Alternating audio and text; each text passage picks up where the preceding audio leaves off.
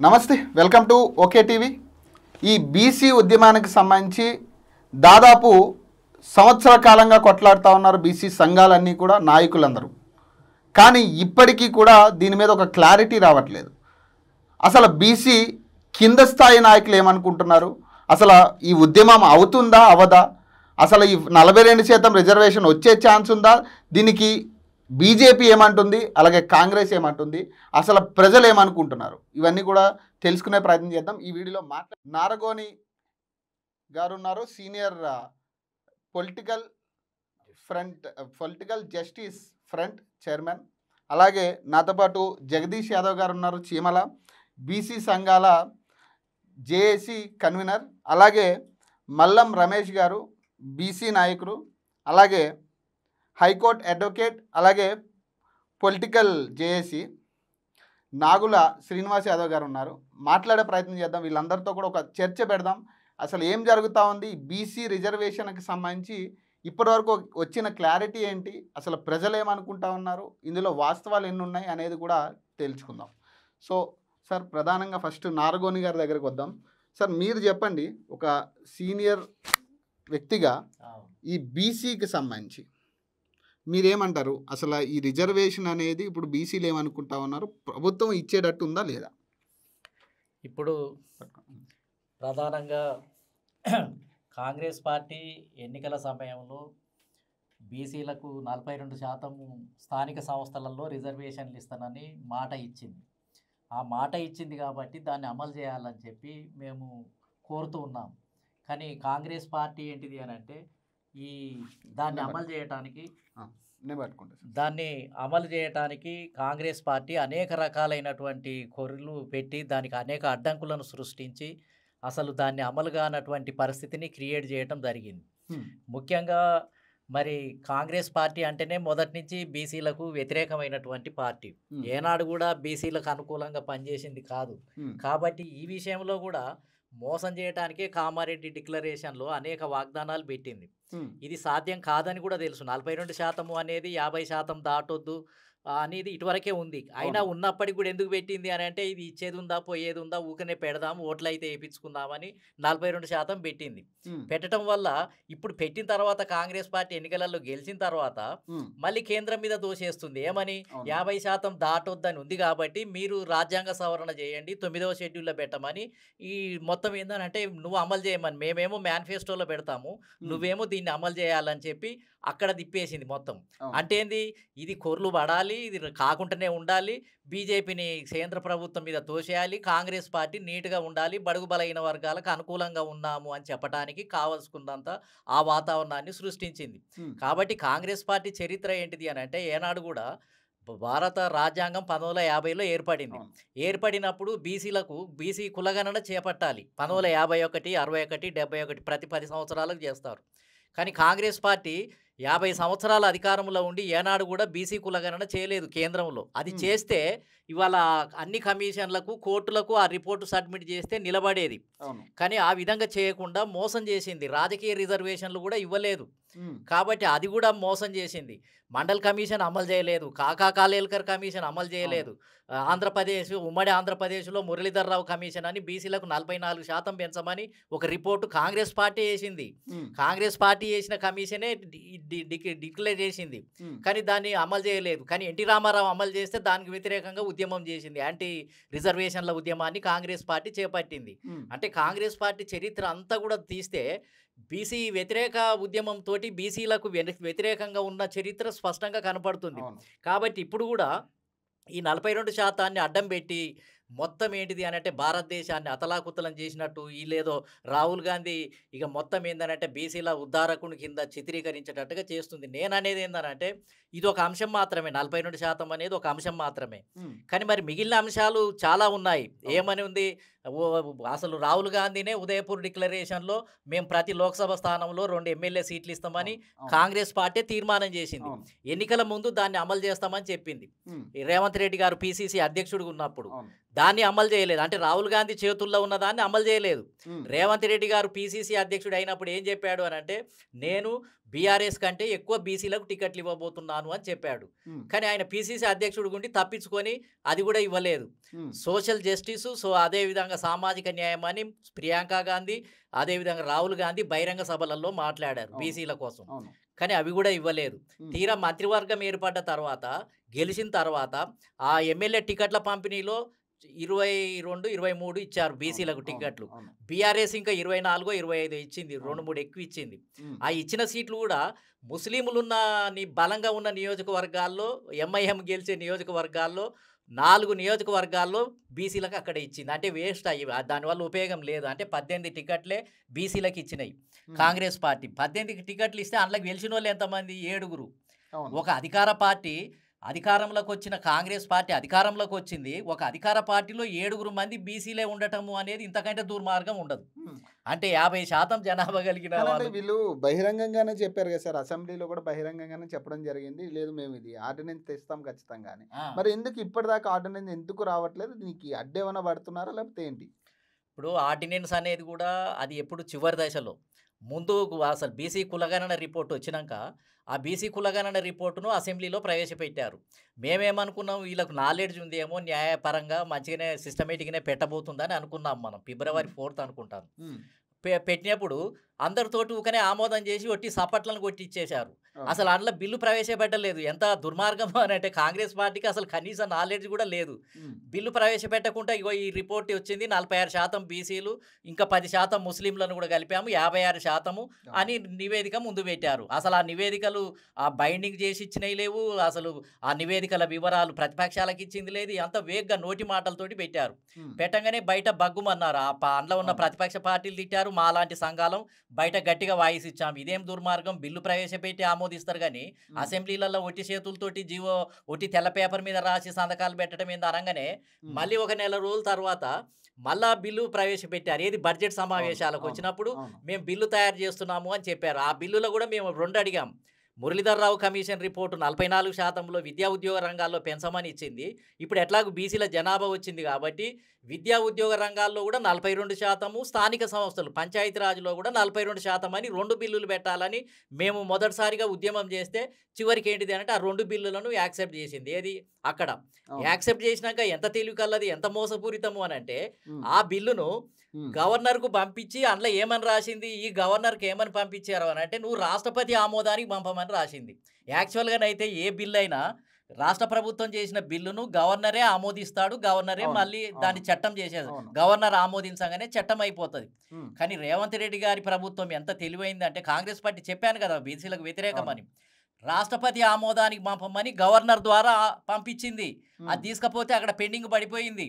ఇక ఉమ్, దానికి రాష్ట్రపతికి పంపిస్తే వాళ్ళు ఎన్నడు కావాలి. ఇటువరకు రాష్ట్రపతి దానికి పంపించినవి 100 కొద్ది బిల్లు ఉన్నాయి ఆడ మొత్తం ఉమ్, ఆమోదం కోసం. ఉమ్, అవి ఎవరు చేయలేదు. మళ్ళీ ఏమి తెలియనట్టే మళ్ళా ఈ రాజీవ్ ఈయన ఎవరు రేవంత్ రెడ్డి గారు కాంగ్రెస్ ప్రభుత్వము కొన్ని బీసీ సంఘాలను ఎండబెట్టుకొని ఉమ్, ఢిల్లీకి పోయి రాజ్యాంగ సవరణ చేయాలని ఇక పోరాటం మొదలు పెట్టారు. అంటే ఏంది, ఉమ్, ఇక దుకాణం మొత్తం ఏందనంటే ఇక తను ఇయ్యటం మానేసి ఉమ్, కేంద్ర ప్రభుత్వం మీద పోరాటానికి బీసీ సంఘాలు నేనేమో ఇచ్చాను కానీ కేంద్రం దగ్గర ఉంది, అది నైన్త్ అవును, షెడ్యూల్లో అవును. చేంజ్ చేస్తే తప్ప ఇచ్చే పరిస్థితి లేదు అని కేంద్రం మీద పోరాటం చేస్తే బీసీ సంఘాలన్నీ నమ్మి కేంద్రం దగ్గరికి వెళ్ళిపోయాయి. ఉమ్, వెళ్ళిపోయినాక మళ్ళీ ఏం చేయాలి, కేంద్రం ఆమోదం తెలియజేయలేదు. మళ్ళీ అంతా ఇక్కడ మేము మళ్ళీ ఉద్యమాన్ని మొదలుపెట్టాము. ఆర్ కృష్ణయ్య గారు, మేము, అన్ని సంఘాలు దుమ్ము దులిపారుకు నువ్వు అంతా తీసుకుపోయి మొత్తం దాన్ని మూలకు పడేస్తానికే చేసినవి, ఇది ఒక కుట్ర అని తిప్పేటప్పటికి మళ్ళీ ఎవరు ఏం సజెషన్ వచ్చిందో ఏమొచ్చిందో మళ్ళీ ఏంటిది అని అంటే జీవో మేమే జారీ చేస్తామని ఈ ఆర్డినెన్స్ ప్రక్రియ, ఈ చివరి ప్రక్రియ ఇప్పుడు వచ్చింది. లోకల్ బాడీలో ఇప్పుడు లోకల్ బాడీది ఇక్కడ అటార్నీ జనరల్ తోటి మాట్లాడితే ఆయన ఏం చెప్పిండంటే పంచాయతీరాజ్ చట్టమే ఉంది, అసలు ఇది రాజీవ్ గాంధీనే అసలు చట్టం ఉన్నాడు. వీళ్ళ ప్రైమ్ మినిస్టరే, కాంగ్రెస్ ప్రైమ్ అప్పుడు మినిస్టరే అప్పట్లో. రాజీవ్ గాంధీ 73, 74 రాజ్యాంగ సవరణలో ఏం చెప్పాడు అని అంటే ఆర్టికల్ 243D, ఆర్టికల్ 243T అనే ఆర్టికల్స్ చేర్చి ఆయా రాష్ట్ర ప్రభుత్వాలు తమ జనాభాకు తగ్గట్టుగా ఇష్టానుసారంగా లోకల్ బాడీలో రిజర్వేషన్లు పెంచుకోవచ్చును అని అందులో స్పష్టంగా రాజ్యాంగంలో ఉంది. హ్మ్. అది వీళ్ళు తెలుసుకోలేక మేమందరం విమర్శించాము. అసలు నువ్వు రాజ్యాంగమే చదవలేదు, మీ హ్మ్. దగ్గర న్యాయ నిపుణులే లేరు, అసలు ఏం కాంగ్రెస్ ప్రభుత్వం నడుపుతుందని మేము అన్నాక హ్మ్. అప్పుడు ఏంటిది అంటే మళ్ళీ అటార్నీ జనరల్ తోటి మాట్లాడితే ఆయన ఉండి ఇక్కడ మనం చేసుకోవచ్చు, ఇది సెంట్రల్తో సంబంధం లేదు, హ్మ్. కోర్టు కొట్టేసేది 50% అనేది.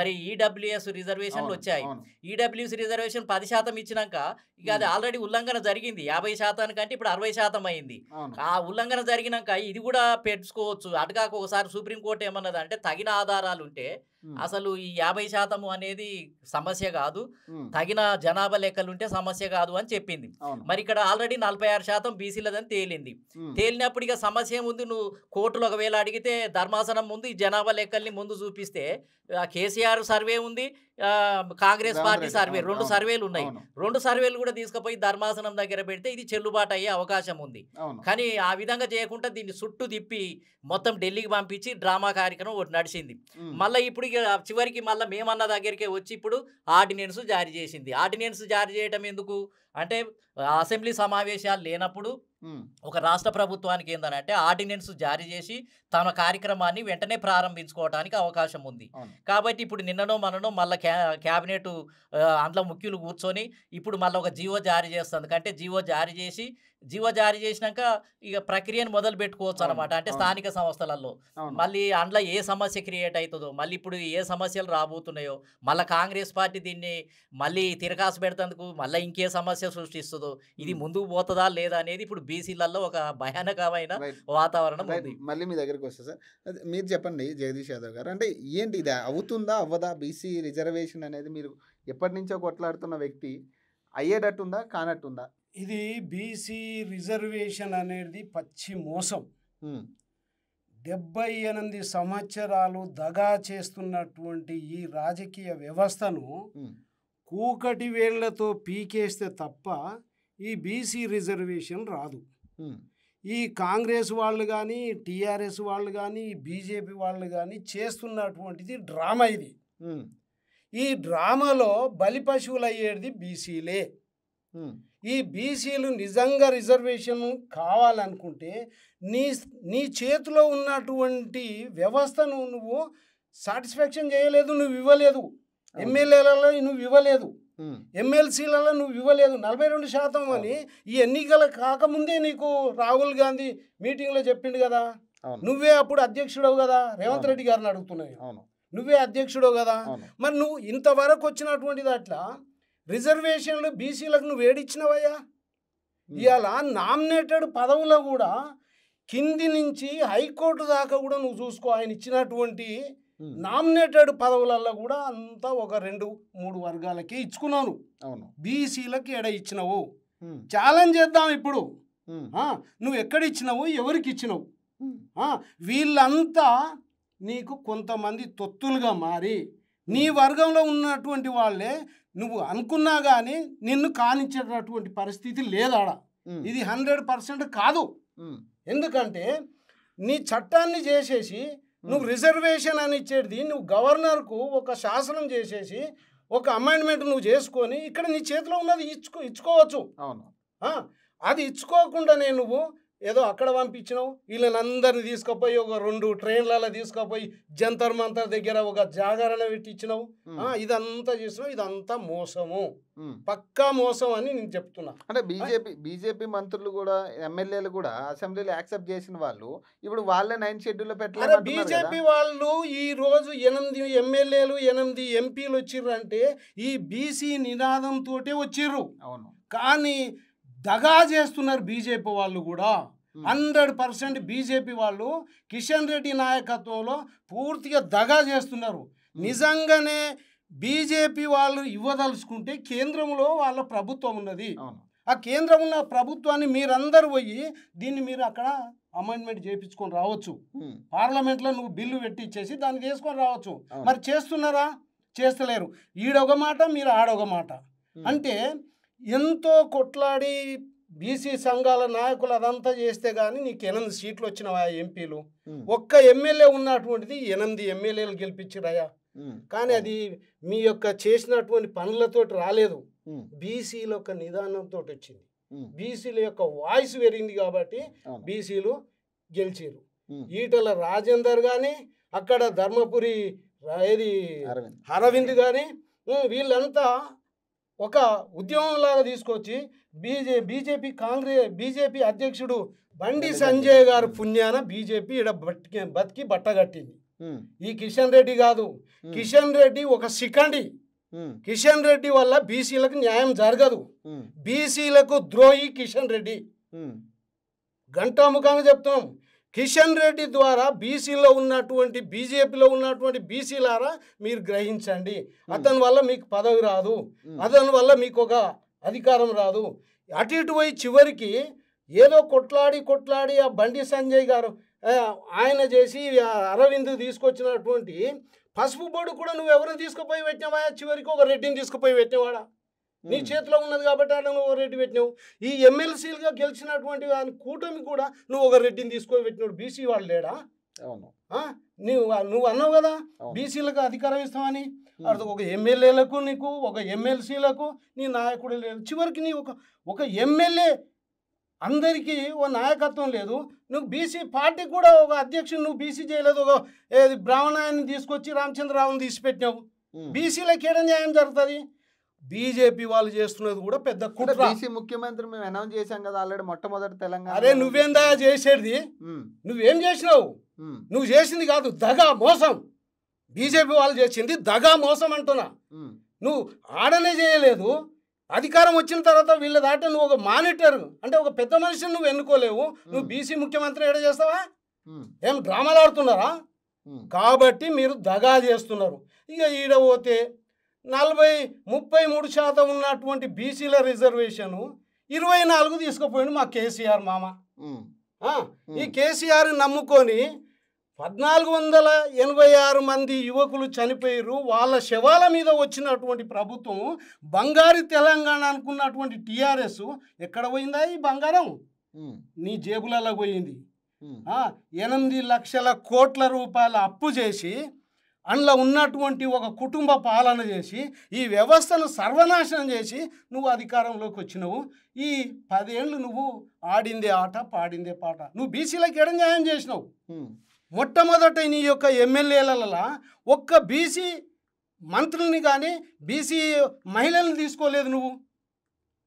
నువ్వు ఏడ చేసినావు? నీ బిడ్డే వచ్చేసి వాళ్ళు నేను బీసీల కోసం కొట్లాడుతున్నావు. అరే అమ్మా, నువ్వు బీసీల అనడానికి సిగ్గుపడాలి.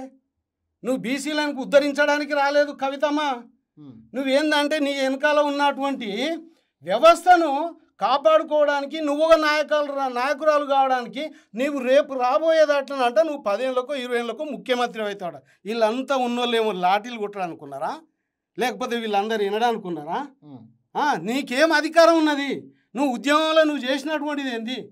కాబట్టి బీసీలని ముందల కొంతమందిని చెంచగాళ్ళని, బీసీలని కొంతమంది చెంచగాళ్ళని, దళారులని, వాళ్ళకి డబ్బాశ ఏదో ఆశ చూపించేసి వాళ్ళని వెనకాల పెట్టుకొని టీఆర్ఎస్ చేస్తున్నటువంటి బీసీ వ్యవస్థను కూడా మోసం చేస్తున్నారు. టీఆర్ఎస్ బీసీ సంఘాలన్నీ ఐక్యంగా ఉన్నాయి. అప్పుడు బీసీ సంఘాలు కొన్ని తొత్తులుగా మార్చుకున్నారు ఒక్కొక్క పార్టీ వాళ్ళు ఒకరొకరు. మేము అదే చేయబోతున్నాం. బిడ్డలారా, బీసీలలో ఉన్నటువంటి నాయకులారా, మీ దుకాణాలన్నీ బంద్ చేసుకోండి. మీరు మీ పార్టీలకు అందరికీ పక్కకు పెట్టండి. మీరు ఒక తాటి మీదకి రండి. వ్యవస్థలో చేద్దాం. ఎమ్మెల్యేలు అందులో ఎమ్మెల్యేలు ఉంటారు. ఈడొచ్చేసి బీసీ సంఘాలు పెట్టి మీటింగ్ పెట్టగానే ఈడొచ్చి పెద్ద పెద్ద మాటలు మాట్లాడతారు. ఇలాంటి వాళ్ళని కూడా మేము ఇప్పటి నుంచి రానియం. మేము ఒక కూటమిగా ఏర్పడుతున్నాం. ఉద్యమ సంఘాలలో పనిచేసినటువంటి ఉద్యమ నాయకులందరినీ కూడా ఏకం చేసి అక్కడ మేము బీసీ ఉద్యమాన్ని లేవబోతున్నాం. అందుకనే దశ దిశ, ఈ బీసీలకు దశ దిశ అనేది ఒకటి చూపించబోతున్నాం. నారగోని గారి నాయకత్వంలో మా శ్రీనివాస్ యాదవ్ అడ్వకేట్ జేసీగా ఉన్నటువంటి పోరాడి ఉద్యమాన్ని తీసుకొచ్చేసి తెలంగాణని తెచ్చినటువంటి దాంట్లలో ఈ లాయర్స్ అసోసియేషన్కు హైకోర్టులో నాయకుడు ఆయనను కూడా ఇవాళ ఎవడు అంటలేడు. ఎవడైతే వెనకాల టీఆర్ఎస్కో కాంగ్రెస్కో ఏది వాళ్ళ ఎంబడి పోయినటువంటి వాళ్ళకు ఒక 20 లక్షలు 30 లక్షలు నిజంగా 42% వస్తే నిజంగా కింద స్థాయి బీసీలు ఎవరైతే ఉన్నారో ఆల్రెడీ డెవలప్ అయిన వాళ్ళు కాదు, డబ్బులు సంపాదించిన వాళ్ళు కాదు, కింద స్థాయి ఎవరైతే అనవారిన వర్గాల్లో ఉన్న వాళ్ళకి మేలు జరిగే ఛాన్స్ ఉందా ఈ 42% వల్ల? 42% ఇచ్చినా కానీ కింద ఉన్నటువంటి వాళ్ళకి న్యాయం జరగదు. మళ్ళీ ఈ దళారీలే వస్తారు ఇలా. మరి ఇంకెందుకు ఈ కొట్లాట? 42% ఎందుకు కొట్లాడితే మాకు కావాల్సింది ఇప్పుడు ఈ 42% రిజర్వేషన్లు స్థానిక సంస్థలలో అనేది మా బీసీలకు అంత ప్రధానమైంది కాదు. ఎందుకంటే అసలు ఈ స్థానిక సంస్థలలో రాజ్యాధికారమే లేదు, పవరే లేదు. అది ఏంటంటే అది ఆల్రెడీ రాజ్యాంగ సవరణ జరిగింది కాబట్టి కాంగ్రెస్ పార్టీ మేనిఫెస్టోలో పెట్టింది కాబట్టి మేము అడుగుతున్నాము.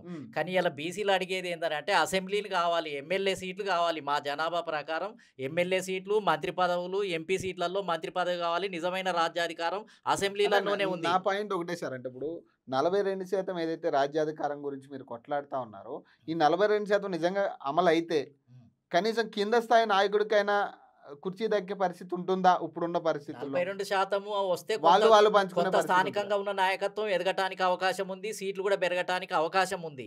కానీ ఆల్రెడీ జనరల్ గానే మేము అక్కడ లోకల్ గానే ఎక్కువ స్థానాలలో గెలిచే అవకాశం ఉంది. ఆల్రెడీ మేము 42% అధిగమించే జనరల్లో గెలుస్తున్నాం. ఇప్పుడు బలమైన సామాజిక వర్గాలు, రెడ్డి వెల్మ వర్గాలు అన్నీ అసెంబ్లీలోకి వెళ్ళిపోయినాయి. స్థానిక సంస్థల్లో వదిలేసిండ్రు. వాళ్ళకి అధికారం లేదు, ఇది వేస్ట్ అనేది వదిలేసి వాళ్ళు ఏనాడో ట్రాన్స్ఫర్ అయ్యారు. కానీ అది వాళ్ళు ట్రాన్స్ఫర్ అయ్యారు కాబట్టి మిగిలిన బీసీలే అక్కడ గెలుస్తూ ఉన్నారు. దానికి నిధులు లేవు, ఏమీ లేవు. అందుకనే మేమేమంటున్నాం అంటే నాయకత్వం కొంత పెరుగుతుంది, కొంత ఉపయోగం ఉంటుంది. ఇప్పుడు ఈ 42% అమలు అయితే కూడా కొంత పెరుగుతుంది, కాదనలేము. కానీ కాన్సన్ట్రేషన్ అంతా మమ్మల్ని స్థానిక సంస్థ వాగ్దానం ఎందుకు చేసిండు? ఇప్పుడు రేవంత్ రెడ్డి గారు మేనిఫెస్టోలో ఏమని పెట్టాలి? అసెంబ్లీలో 42% సీట్ టికెట్లు నేను ఇస్తానని పెట్టాలి. కానీ స్థానిక సంస్థలు ఎందుకు పెట్టిండు అని అంటే అందులో ఏం పసలేదు, వేస్ట్. మీరు అంతా పోయి ఆ సర్పంచులు కానీ, జెడ్పీటీసీలు కానీ, ఎంపీటీసీలు కానీ మేమేమో అసెంబ్లీని మేము పరిపాలిస్తాము, మీరేమో గ్రామ సర్పంచులు తీసుకోమని ఆ నినాదం పెట్టారు. ఏది 42% పెట్టింది అందుకోసం. అంటే మమ్మల్ని అందరిని అక్కడికి పంపించేసి వీళ్ళేమో కబ్జా, పార్లమెంట్ వాళ్ళదే, అసెంబ్లీ వాళ్ళదే అనేది వాళ్ళ ఉద్దేశం. అదే అంటున్నా. ఇప్పుడు నిజంగా 42% అమలు అయితే కనీసం అసెంబ్లీలో కూర్చునే పరిస్థితి ఉంటుందా? ఒక కింద స్థాయి వ్యక్తో లేకపోతే లేనోడో బీసీలో వచ్చి అసెంబ్లీలో కూర్చునే పరిస్థితి? అసెంబ్లీకి దీనికి సంబంధం లేదు కదా, లేదు. అది అక్కడే, అది అంతటితోటే. అసెంబ్లీకి రావాలంటే మళ్ళీ నువ్వు ఎమ్మెల్యే టికెట్లు కాంగ్రెస్ పార్టీ అని ఇవ్వాలి, బీజేపీ అని ఇవ్వాలి, బీఆర్ఎస్ అని ఇవ్వాలి. 42% వచ్చి మీకు ఏం మేలు జరుగుతా ఉంది? ఏం లేదు, వాళ్ళు అన్నారు కాబట్టి అది కూడా ఇస్తలేవు అని. అది కాంగ్రెస్ పార్టీ ఎంత దరిద్రం అయిందనంటే ఆ 42% కూడా ఇస్తలేవు. ఆ పనికిరాని ఆ ఏది స్థానిక సంస్థలలో కూడా నువ్వు అన్నదాన్ని మాకు ఇస్తలేవు అని మేము నిలదీస్తున్నాం. అంతేగాని అసలు అడగాల్సింది మేము అసెంబ్లీనే పట్టాలి, పార్లమెంటునే పట్టాలి అనేది నిజమైన రాజ్యాంగం. నేనేమంటున్నా అంటే కొంత చైతన్యం గ్రామ స్థాయిలో వస్తుందండి. నువ్వు అన్నది 42% అక్కడ చెయ్యి ముందు. మేము నువ్వు అది చేసినా చేయకపోయినా కానీ 62% మేము ఆడ గెలుస్తున్నాము.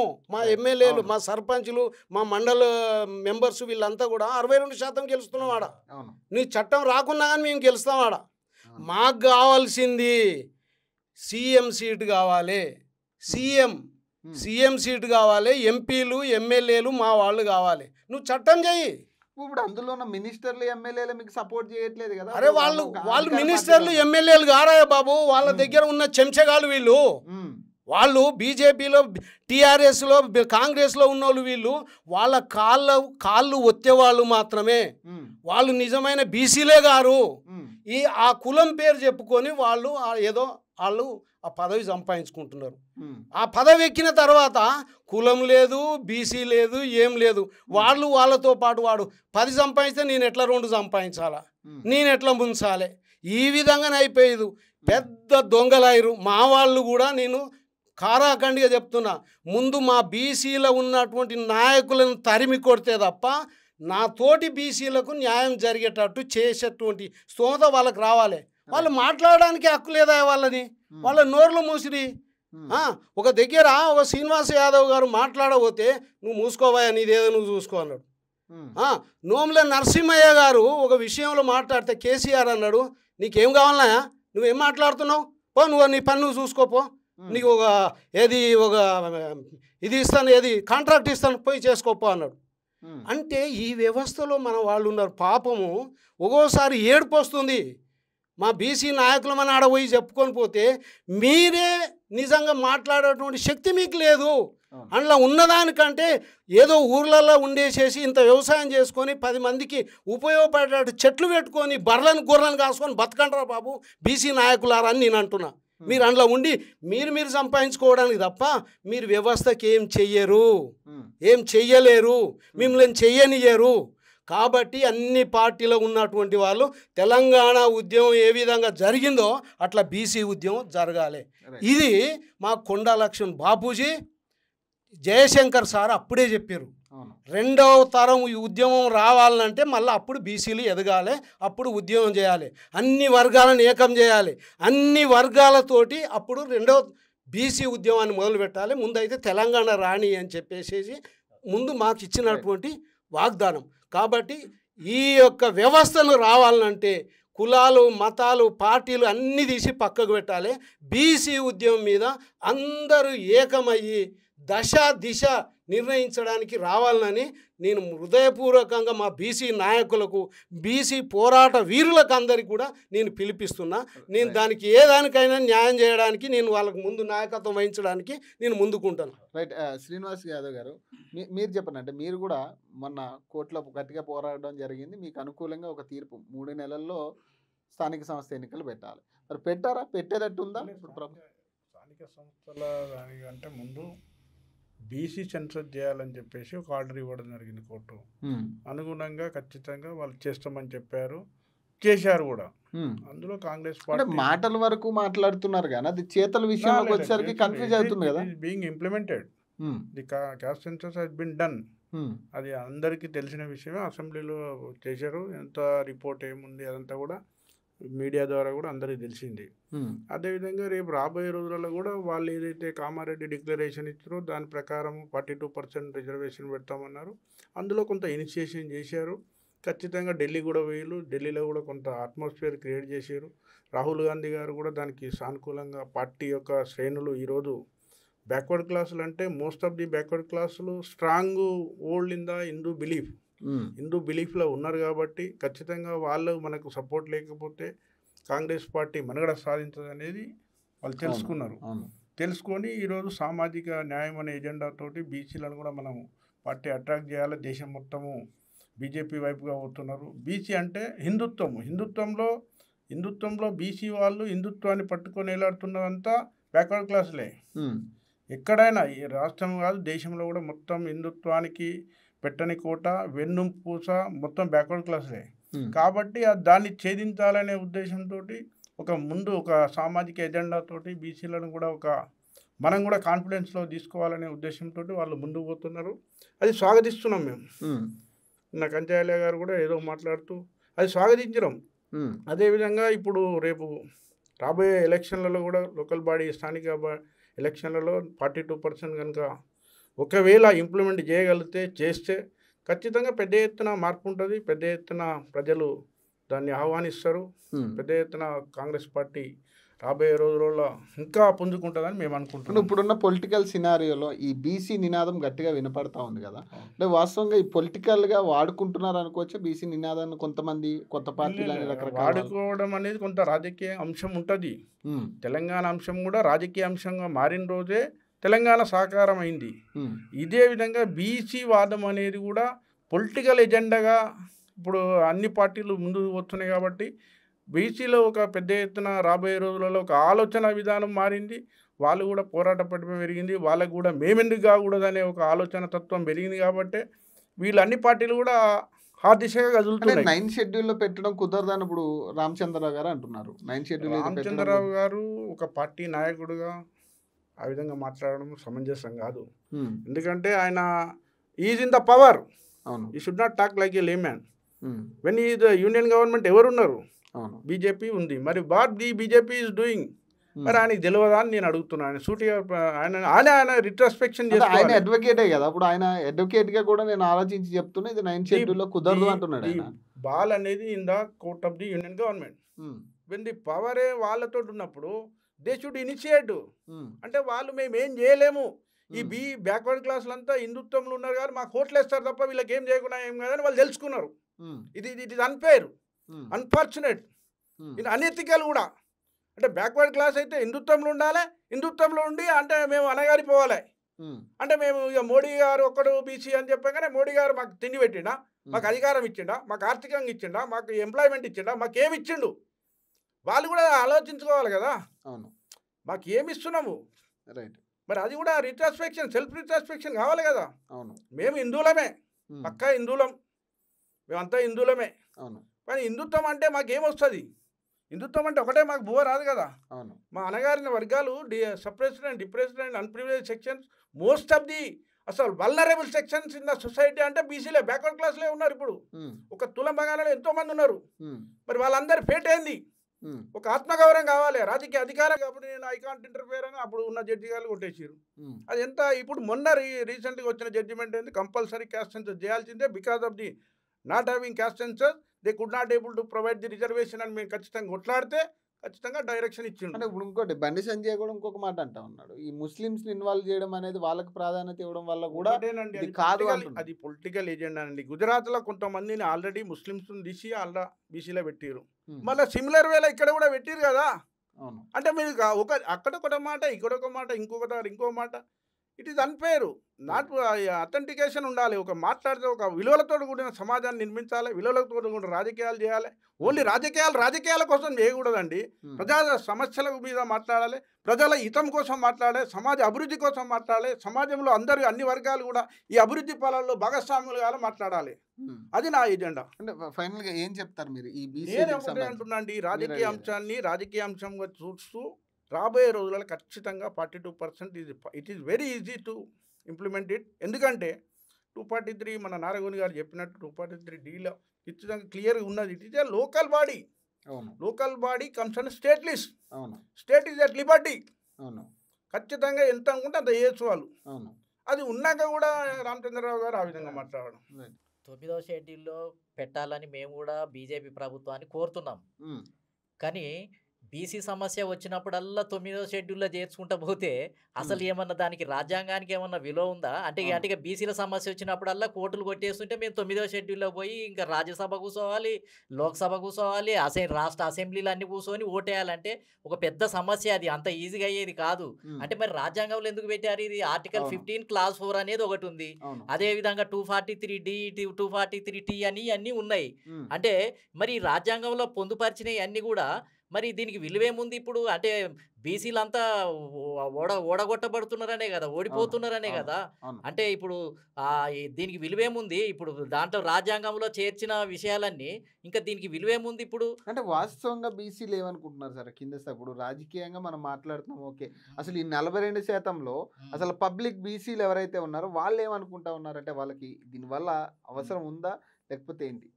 ఇప్పుడు కామన్ మ్యాన్కు, మామూలు గ్రామీణ ప్రాంతంలో ఉన్న వాళ్లకు ఈ అసెంబ్లీ, పార్లమెంటు, లోక్సభ, స్థానిక సంస్థలు అంటే అంత అవగాహన లేదు. కాకపోతే వాళ్ళకి ఇప్పుడు ఏం తెలిసింది అని అంటే స్థానిక సంస్థలలో మాకు రిజర్వేషన్లు రాలేదు అనేది ప్రజలలో ఒక బాగా ఇది వచ్చింది. దాని గురించి కావాలని పోరాటం చేస్తున్నారు. మేము కూడా అది నిజమే, న్యాయబద్ధమైందే, చిన్నవి కూడా ఇవ్వలేకపోతున్నారు. అంటే ఇప్పుడు ఇవ్వకపోవటం, కోట్లు కొట్టేయటము అని అంటే రాజ్యాంగం ఓడిపోవటమే కదా. ఇప్పుడు నేనేమంటున్నానంటే నువ్వు ప్రతిసారి కొట్టివేసుకుంటా పోతే రాజ్యాంగాన్ని ఓడగొడుతున్నట్టే. రాజ్యాంగం సుపీరియర్. నువ్వు రాజ్యాంగానికి మిస్ఇంటర్ప్రిటేషన్లు ఇచ్చేసి జనాభా లెక్క లేదంటివి, ఇంకేదో సాగు చూపిస్తేవి అవన్నీ సబ్మిట్ చేస్తూ ఉంటే ఇది లేదు అది లేదు అని కోర్టులు చెప్తా ఉంటే బీసీలు ఎక్కడ పోవాలి? అంటే రాజ్యాంగాన్ని ఓడగొడతారా? అంటే మిగతా ఎస్సీ ఎస్టీలకు సంబంధించిన ఆర్టికల్స్ ఉన్నాయి, వాళ్ళవన్నీ కోర్టులు అనుకూలంగా తీర్పులు ఇస్తున్నాయి. అంటే ఒక బీసీలకు సంబంధించినయే రాజ్యాంగంలో ఉన్నప్పటికీ కూడా దానికి అనుకూలంగా కోర్టులు ఎందుకు ఇంటర్ప్రిటేషన్ చేసి కరెక్ట్గా డెసిషన్ ఇస్తలేరు? అంటే ఇప్పటి నుంచి మేము ప్రతిసారి ఇక కోర్టులు కొట్టేస్తుంటే రాజ్యాంగ సవరణకు పోవాలన్నమాట. అంటే ఒక పెద్ద క్రిటికల్ ఇష్యూ అది. అంటే ఒక బీసీల కోసమే రాజ్యాంగ 9వ షెడ్యూల్కు ప్రతిసారి పోవాలా మేము?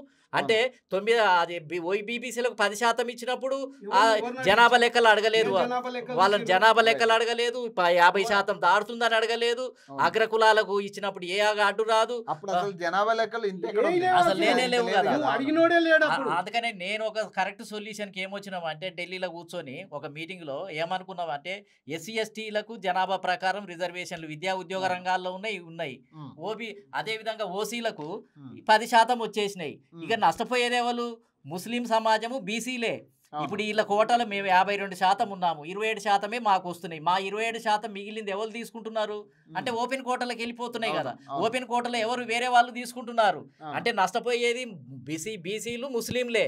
ఇక మేము ఏమంటున్నాం అంటే ఇక రిజర్వేషన్ సిస్టము జనాభా ప్రాతినిధ్యం ప్రకారం మా బీసీలకు 52% ఇవ్వండి, అగ్రకులాలకు కూడా బ్రాహ్మణులకు బ్రాహ్మణుల జనాభా, రెడ్లకు రెడ్ల జనాభా, కమ్మ వాళ్ళకు కమ్మ జనాభా, ఎవరి వాళ్ళకి ఇస్తే ఇక మా కోట మాకు వస్తుంది. ఇక ఈ రాజ్యాంగం తిప్పల ఉండదు, క్లాజులు తీర్పులు ఇవన్నీ ఏం అక్కర్లేదు మాకు. ఇప్పుడు ఆల్రెడీ ఎస్సీ ఎస్టీలకు జనాభా ప్రకారం డిస్ట్రిబ్యూషన్ అయిపోతుంది, ఓసీలకు కూడా ఇప్పుడు ఈడబ్ల్యూఎస్ వల్ల వచ్చేసింది.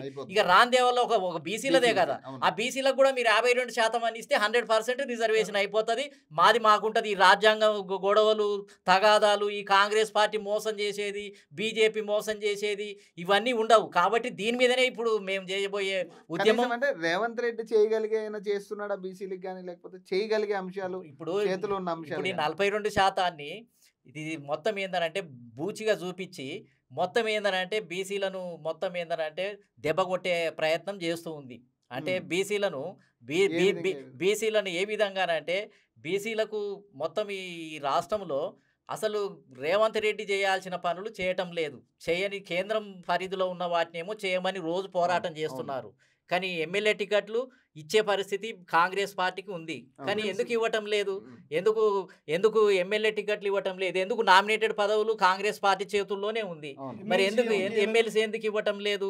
అంటే తన చేతుల్లో ఉన్ననేమో కాంగ్రెస్ ఇవ్వటం లేదు, తన చేతుల్లో లేని బీజేపీదేమో మీరు ఎందుకు ఇవ్వట్లేదని పోరాటం చేద్దామని బీసీ సంఘాలను పెట్టుకొని పోయి పోరాటం చేస్తుంది. అంటే నేను అనేది ఏంటంటే రేవంత్ రెడ్డి వచ్చిన తర్వాత కాంగ్రెస్ పార్టీకి బీసీలకు ఒక్కటి కూడా చేయలేదు ఇంతవరకు. అసలు రేవంత్ రెడ్డి బీసీలకు చేసింది లేదు. ఎందుకనంటే నేను పీసీసీ అధ్యక్షునిగా అయినాక ఎలక్షన్లో అప్పుడు ఎక్కువ టికెట్లు ఇస్తాను అన్నాడు, మోసం చేసిండు. మంత్రివర్గంలో 8 శాఖలు రావాలి, లేవు. అదేవిధంగా ముఖ్యమంత్రి రెడ్లకు బదులుగా ఈసారి బీసీలకు ఎస్సీల కన్నా ఇవ్వాలి, అది కూడా ఇవ్వలేదు. నామినేటెడ్ పదవులు ఇవ్వలేదు, బీసీ సప్లాన్ అమలు చేయలేదు. ఇక రేవంత్ రెడ్డి ఇక బీసీలకు చేసింది ఏమున్నది చెప్పండి? అంత వాళ్ళకే కదా పంచుకున్నారు కదా. ఇప్పుడు బీసీ నేనే అని పెద్ద ఫోజు పెట్టి బీసీలకు చేస్తున్నట్టుగా బీజేపీ చేయనట్టుగా ఎందుకు ఈ డ్రామాలన్నీ ఎందుకు చేస్తున్నారు? రేవంత్ రెడ్డి చుట్టూ ఉన్న ముఖ్య అధికారులు కూడా వాళ్ళే కదా. విద్యాశాఖ రేవంత్ రెడ్డి చేతుల్లోనే ఉంది, హోమ్ మినిస్టర్ రేవంత్ రెడ్డి చేతుల్లోనే ఉంది, అన్ని శాఖలన్నీ రేవంత్ రెడ్డి గారి చేతుల్లోనే ఉన్నాయి. అంటే ముఖ్యమైన మా బీసీ మంత్రులకు ఇచ్చిన శాఖలు ఏమేమి ఉన్నాయి? శిశు సంక్షేమ శాఖ, పశు సంవర్ధక శాఖ మంత్రి, మహిళా శాఖ మంత్రి, అన్ని బీసీ సంక్షేమ శాఖ మంత్రి. ఇక కార్పొరేషన్లకు అయితే నిధులే లేవు. ఇప్పుడు ఒక్కొక్క కులానికి ఒక్కొక్క కార్పొరేషన్ ఉంది, అసలు ఏమీ లేదు. అసలు రాహుల్ గాంధీ ఏమో కంచాయిలే లాంటి వాళ్ళు ఢిల్లీలో నిన్న జరిగిన మీటింగ్లో రాహుల్ గాంధీ మొత్తం భారతదేశాన్నే విముక్తి చేస్తాడు, మొత్తం భారతదేశాన్నే మొత్తం ఏందనంటే ఆ అగ్రవర్ణాల దగ్గర నుంచి విముక్తి చేసి బీసీలకు పంపకం చేస్తాడని కంచాయి లాంటి వ్యక్తులు చెప్తున్నాడు. సడన్ గా ఆయన ఆ మాట రావడానికి ఎందుకు ఏంటి కారణం? బలమైన కారణం ఏంటంటే కంచాయిలే గారు చాలా గొప్ప వ్యక్తి ఆయన. అవును, ఎందుకు సడన్ గా ఆ మాట ఎందుకు వచ్చింది? కాంగ్రెస్ పార్టీ చేసినంత మోసము దగ ఈ దేశంలో ఎవరూ చేయలేదు. బీసీలకు చేసిన మోసమే కాంగ్రెస్ పార్టీ చేయటం జరిగింది. కాబట్టి ఇప్పుడు నేను అనేది ఏంటంటే అసలు కాంగ్రెస్ పార్టీ కంచయ్య గారు ఏ ఉద్దేశంతో ఎందుకు మాట్లాడిండో తెలియదు. కానీ రాహుల్ గాంధీ ఏమన్నా మెప్పు పొందటానికి ఆయన ఏమైనా మరి ఇంటర్నల్ గా కాంగ్రెస్ పార్టీ తోటి ఈ మధ్యన జనాభా లెక్కల కేంద్రం ఇక్కడ జరిగినప్పటి నుంచే జనాభా లెక్కలు బాగున్నాయని ఆయనే మాట్లాడుతున్నాడు. బీసీ సంఘాల కంటే ఎక్కువగా ఆయనే కరెక్ట్గా ఉన్నాయి, అసలు కరెక్ట్గా తీసింది కాంగ్రెస్ పార్టీ, తెలంగాణలో వచ్చిన లెక్కలు కరెక్ట్ అని నిన్న ఢిల్లీలో మాట్లాడుతున్నాడు, మన ఇక్కడ కూడా మాట్లాడుతున్నాడు. అంటే కాంగ్రెస్ పార్టీ కంటే కూడా బయట ఉన్న బీసీ సంఘాల నాయకులు మేధావులే ఒకాల్త పుచ్చుకొని కాంగ్రెస్ పార్టీ అంటే గొప్పది, ఇది రాబోయే కాలంలో పెద్ద మార్పులు చేయబోతుంది, అసలు పెద్ద మార్పులు వస్తాయి, రాహుల్ గాంధీ వీరుడు శూరుడు చంద్రుడు అని వీళ్ళే ప్రచారం చేస్తున్నారు. అసలు కంచె ఐలయ్య తోటి బీసీలకు అన్యాయం జరుగుతుందండి. ఆయన బీసీఏ కాదు, ఆయన గొర్రెలని బర్రెలని తిన్నాడు, ఆయన బర్రెలని దున్నపోతులను తింటాడు. ఆయన చెప్తున్నా చూడు, ఆయన ఒక బీసీ కాదు. ఆయన ఏమంటాడంటే నేను అన్నిట్లల్లో నేను పోతాను, నేను ఒక ఎస్సీలో పోతా అంటాడు, నేను ఇంకో దాంట్లో పోతా అంటాడు. ఆయన బీసీఏ కాదండి, ఆయన నా కమిటీలో బీసీగా వేసేసి ఈ బీసీలకు మోసం చేస్తున్నాడు, బీసీలకు అన్యాయం చేస్తున్నాడు. కంచె ఐలయ్య మీద ఎవరున్నారండి? ఒక రెడ్డి గారు. ఒక బీసీ సంఘానికి బీసీ చైర్మన్ ఏమో ఒక రెడ్డిని వేస్తాడు, ఆయన కిందనేమో నువ్వుగా వైస్ చైర్మన్ ఉంటావు. అబ్బాబా నీకు సిగ్గుండాలా? కంచె ఐలయ్య గారు ఈ అందరిని జనాలందరినీ నువ్వు మోసం చేస్తున్నావా? నిన్ను పేరు పెట్టుకొని నీ మీద తుపాకి పెట్టి మమ్మల్ని కొడుతున్నారయ్యా. కాబట్టి నువ్వు తెలుసుకోవయ్యా కంచా ఐలయ్య గారు. కాబట్టి నువ్వు బీసీలకు ద్రోహం చేస్తున్నావు, నువ్వు బీసీలకు నిట్ట నిలువున ముంచుతున్నావు. కాబట్టి నువ్వు ఆ పదవి నుంచి ఎక్కడ బాధ కలిగింది అని అంటే కంచయ్య గారు కాంగ్రెస్ పార్టీలో చేరటానికైనా సపోర్ట్ చేయడానికి పూర్తి స్వేచ్ఛ ఉంది, కాదనలేము. కానీ రాహుల్ గాంధీ గారిని పట్టుకొని మార్టిన్ లూథరు అని పొగడటము అనే దాని విషయంలో బాధ కలిగింది. ఎందుకనంటే అసలు మొత్తం చరిత్ర పొడుగున స్వాతంత్రం వచ్చినప్పుడు, స్వాతంత్రం రాకముందు రాజ్యాంగ సభలో కూడా ఓబీసీలకు రాజకీయ రిజర్వేషన్లు ఉన్నాయి, మహిళలకు రాజకీయ రిజర్వేషన్లు ఉన్నాయి, ముస్లింలకు రాజకీయ రిజర్వేషన్, సిక్కులకు ఉన్నాయి, అందరికీ ఉన్నాయి. కొత్త రాజ్యాంగంలో కాంగ్రెస్ పార్టీ అంతకుముందు బ్రిటిష్ వాళ్ళు ఇచ్చిన రిజర్వేషన్లు తీసేసి మోసం చేసింది. అటువంటి పార్టీ అప్పటి నుంచి మొదలు పెడితే ఇప్పటిదాకా మండల్ కమిషను, మురళీధర్ రావు కమిషను, విద్యా ఉద్యోగాలన్నీ అగ్రకులాలకు ఇచ్చుకుంటూ వచ్చిన పార్టీ కాంగ్రెస్ పార్టీ. అటువంటి పార్టీకి నాయకత్వం వహించిన రాహుల్ గాంధీని మార్టిన్ లూథర్ అని పొగుడుతున్నాడు. అసలు బాధ కలిగింది. ఎందుకంటే అది సావు మహారాజు ఫోటో, పూలే బొమ్మలు పెట్టి వాళ్ళందరి సమక్షంలో, అంటే కాంగ్రెస్ పార్టీ బడుగు బలహీన వర్గాలకు సావు మహారాజు లాగా పూలేలాగా అంకితమై పనిచేస్తుందా? మొత్తం మోసమే. ఇప్పుడు నేను ఆంధ్రప్రదేశ్ తెలంగాణ గవర్నమెంట్ ఏమేం చేసిందని చెప్పినాం కదా, అందరం చెప్పినాం కదా. మంత్రివర్గంలో లేరు, ఎమ్మెల్యేలలో లేరు, అంతా ఒకటే వర్గం, నామినేటెడ్ పదవులలో లేరు, బడ్జెట్ లేదు, కాంట్రాక్టులు లేవు, అంత మోసమే. అటువంటి కాంగ్రెస్ పార్టీని దేశంలో లిబరేట్ చేస్తుందని కొంతమందిని పట్టుకొని పోయి వాళ్ళతోటి చెప్పియటము అని అంటే సోషల్ పార్టీ, ప్రజా పార్టీ అంటున్నారు కదా కాంగ్రెస్ పార్టీని, మరి మీరు యాక్సెప్ట్ చేస్తారు దీనికి తగ్గట్టు? అసలు 70% ప్రజలకు ప్రాతినిధ్యమే లేదండి. అసలు పార్లమెంట్ కాంగ్రెస్ పార్టీలో అసలు ప్రాతినిధ్యమే లేదు. వాళ్ళ ప్రభుత్వాల దగ్గర అసలు సరైనటువంటి లీడర్షిపే లేదు. మంత్రివర్గంలో అసలు ముఖ్యమంత్రులు లేరు.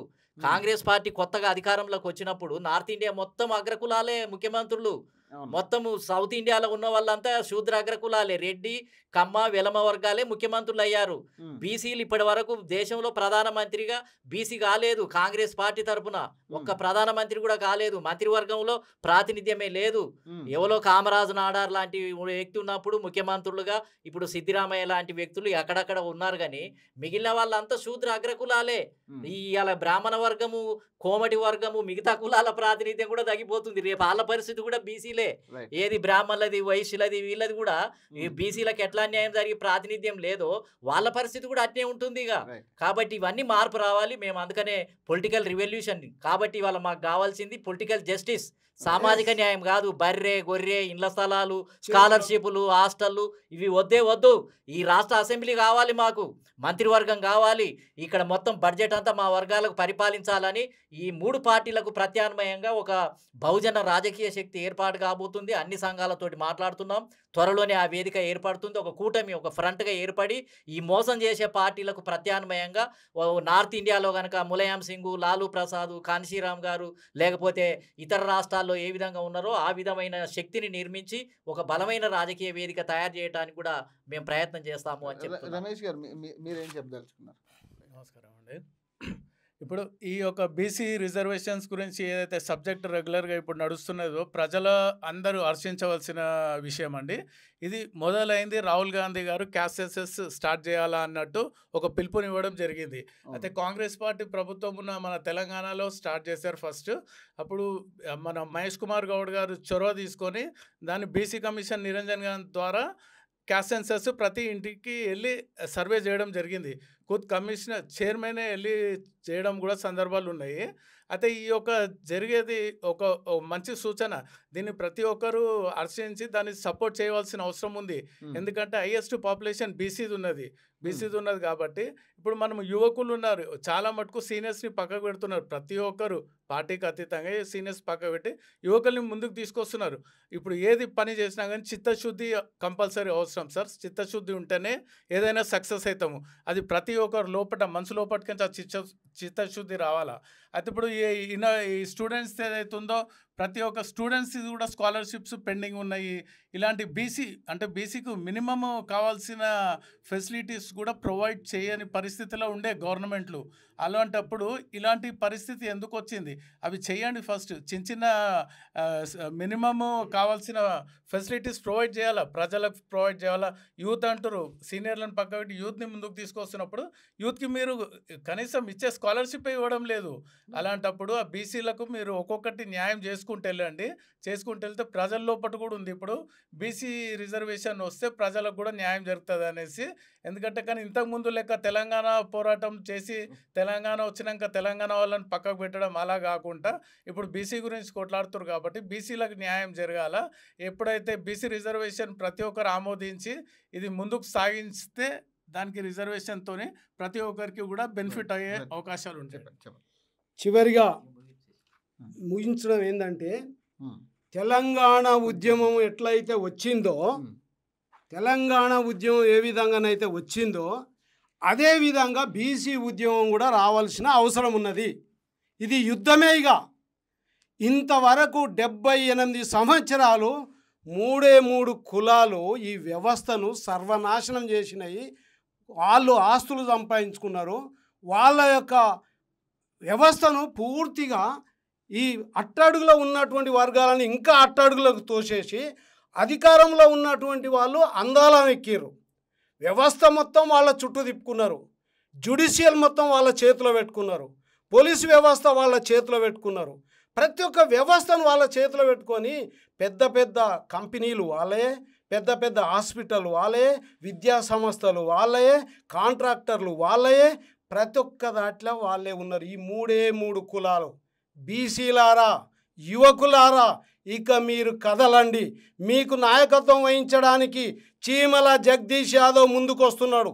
ఎక్కడనైతే అన్యాయం జరుగుతుందో అక్కడ కృష్ణుడు ఉద్భవిస్తాడనే విధంగా ఆనాడు కృష్ణ భగవానుడు ఏ విధంగానైతే ముందుకు వచ్చిండో అదేవిధంగా నేను ఆ కృష్ణ భగవానుని యొక్క ఆశీస్సులతోటి నేను మీ ముందుకు వస్తున్నాను.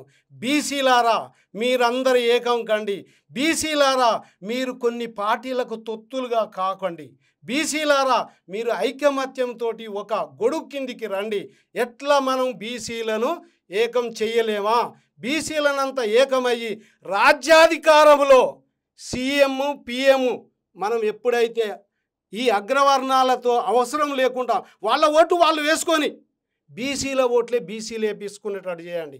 గ్రామీణ ప్రాంతాలలో మనకు బునాది రాళ్ళటువంటి రేపు రాబోయే స్థానిక సంస్థలు అక్కడ నుంచి మీరు తయారు కండి. ప్రతి వీధిలో, ప్రతి గ్రామంలో మీరు బీసీ కుల సంఘాలను ఏర్పాటు చేయండి. బీసీ నినాదాన్ని తీసుకోండి. ప్రతి బొడ్రాయి దగ్గర మీరు మీటింగ్ పెట్టండి. ఎక్కడికి అక్కడ మీరే నాయకులు, మీరే ఈ వ్యవస్థకు దిక్సూచకులు. అందుకనే బీసీలకు ఒక మార్గాన్ని చూపించడానికి హైదరాబాదులో ఉన్నటువంటి బీసీ కులాలకు ఎవరైతే కొట్లాడుతున్నారో వాళ్ళని అందరూ ఏకం చేసి అతి త్వరలోనే ఒక మహా సంఘటనను ఏర్పాటు చేయబోతున్నాము.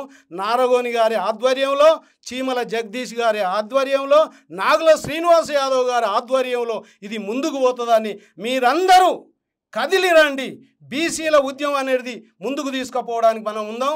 మిత్రులారా, మీరు ఎవరైనా సరే నాతో సంప్రదించాలంటే 9100496509 నాతో కలవండి. మీరు ఎక్కడ మీటింగ్లు పెడతారో, ఏ గ్రామంలో పెడతారో, ఏ వాడలో పెడతారో, ఏ జిల్లాలో పెడతారో మేమంతా మా సైన్యాన్ని తీసుకొని మీ దగ్గరికి రాగలుగుతాం. బీసీలు ఏకం అండి అని మీకు హృదయపూర్వకంగా నమస్కారం పెడుతూ మీరు సంఘాల దగ్గరికి వండి బిచ్చగాళ్ళ దగ్గరలాగా ఓకండి. మీరు ఒక ఉద్యమం స్ఫూర్తితో ముందుకు రావాలని కోరుతూ ఈ యొక్క సమావేశంలో ఈ ఓకే టీవీ వాళ్ళు మాకు ఈ అవకాశం ఇచ్చి ఈ బీసీ ఉద్యమాన్ని ముందుకు తీసుకుపోవడానికి ఓకే టీవీ వాళ్ళు అన్ని విధాలు మనకు సహకారం చేస్తారు కాబట్టి వాళ్ళకందరూ కూడా ధన్యవాదాలు చేస్తూ ఎల్లవేళలా మీకు అన్ని విధాల సహకారం చేసుకుంటూ మేము ఒక ఉద్యమ స్ఫూర్తిగా మీకు సహాయం అందిస్తామని తెలియజేస్తూ మీకు నమస్కారాలు తెలియజేస్తున్నాం. సార్, మీరు ఫైనల్గా ఏం చెప్పదలుచుకున్నారు ఈ ఉద్యమానికి సంబంధించి? అంటే ఇప్పుడు స్వాతంత్రం వచ్చిన 78 సంవత్సరాల తర్వాత కూడా ఈ దేశంలో, ఈ రాష్ట్రంలో కూడా రాజకీయ బానిసలుగా కొనసాగుతున్నారు. బీసీలకు ఈరోజు తిండి ఉంది, ఎంతో అంతో బతకగలుగుతున్నారు, కొద్దిగా మంచి బట్టలు వేసుకుంటున్నారు, అందరిలాగా తిరుగుతున్నారు. సామాజిక రంగం అంతా ఓపెన్ అయింది. కానీ ఇలా ఓపెన్ కావాల్సింది అసెంబ్లీలోకే. ఇలా బీసీలలో 130 కులాలు ఉంటే 60-70 కులాలకు అసలు ఎంట్రెన్స్, అందులో ప్రవేశమే లేదు. కాబట్టి రాజకీయ బానిసత్వం కావాలి. ఇప్పుడు మన భారతదేశానికి కూడా బ్రిటిష్ వాళ్ళ దగ్గర నుంచి రాజకీయ బానిసత్వం నుంచే కదా విముక్తి కావడానికి. అయితే మేము ఈ దేశానికి స్వాతంత్రం వచ్చినాక కూడా మేము బానిసలుగానే ఉంటున్నాం 50% మందిని. కాబట్టి ఈ రాజకీయ బానిసత్వం నుంచి విముక్తి కావాలనేదే మా కోరిక. అందుకనే ఇప్పుడు తెలంగాణ ఏజెండా అయిపోయింది, అంతకుముందు తెలుగు ప్రజల ఆత్మగౌరవం అయిపోయింది, అన్ని ఉద్యమాలు అయిపోయినాయి. మిగిలిందల్లా బీసీల ఎజెండానే మిగిలింది. బీసీలకు రాజ్యాధికారం కావాలనే ఎజెండానే ఉంది. దాని మీదనే అంతిమ పోరాటం చేయాలనుకుంటున్నాం. ఈ అంతిమ పోరాటానికి ఇంకెంతకాలం రాజకీయ బానిసత్వంలో ఉందాం, మనం ఆత్మగౌరవంతో జీవిద్దాం. మిగిలిన అన్ని కులాల్లాగానే మేము అనేది ఏంటంటే, ఆ మిగిలిన అన్ని కులాలకు జనాభా ప్రాతిపదికన ఎట్లా పొందుతున్నారో మాకు కూడా జనాభా ప్రాతిపదికన ఎమ్మెల్యే సీట్లు, ఎంపీ సీట్లు, నామినేటెడ్ పదవులు, బడ్జెట్ అన్నీ కావాలి. దానికోసం నడుము కట్టాలనేది మా కోరిక. మేము ఆ పోరాటం కోసం సన్నద్ధం అవుతున్నాం. Thank you sir. Thank you. So మరిన్ని అప్డేట్స్ కోసం చూస్తూనే ఉండండి ఓకే టీవీ.